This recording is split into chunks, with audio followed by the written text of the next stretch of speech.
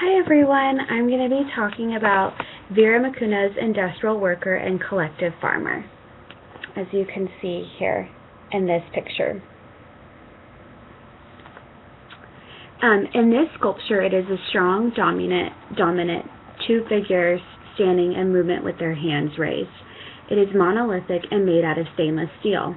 The sculpture is done in Art Deco style, which we can see with its strict emphasis on the machine age imagery and materials, with it being done in stainless steel and there being an emphasis on the industrial worker and how he has they have the tools in their hand. With the man stands a little more forward with his clothes flowing in the wind, while his head is raised full of power and motion. His body is muscular, displaying a sense of youth, leading and guiding. The woman on the right-hand side is then also has her hand raised, looking in the direction up and a little bit towards the man. Her top is off, exposing her chest while also having her skirt flowing in the wind. She's also portrayed as young and beautiful. It took a team of people working on the piece for 13 days to get it prepared for the World's Fair. The sculpture was originally created to crown the Soviet Pavilion, which the architect of the building was Boris Ivan. Not sure if I said that right, but the organizers had placed the Soviet and the German pavilion facing each other across the main boulevard. And Macuno was said to have said, "For the first time, an architect proposed to round off an architectural composition with a massive sculpture, which was to combine the idea inherent in the building, and the sculpture was to be an inseparable part of the whole structure." The sculpture became a symbol for Stalin and the USSR. The figures have their hands raised, carrying a hammer and a sickle, which you can see here in their hands.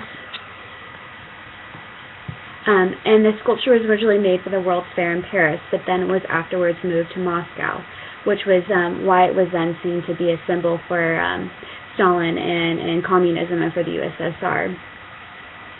The sculpture was said to have such fame at the World's Fair that it was said to be a marker on that year's fair, just as the Eiffel Tower was a prominent piece from the 1889 World's Fair.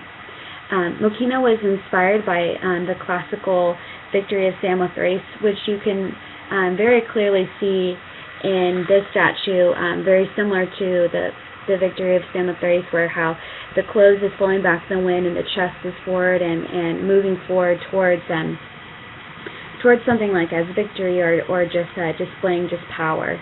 In 1941, the sculpture earned Macuno one of the initial batch of Stalin prizes. In short, the worker and woman monument was supposed to symbolize the glory and power of the USSR.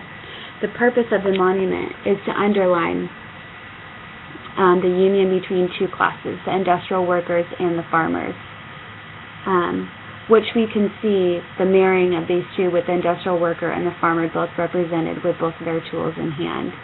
I think this Macuno did a good job in displaying just the ideals of Stalin and the USSR, and just creating a piece of artwork that was reminiscent of the time and an art style with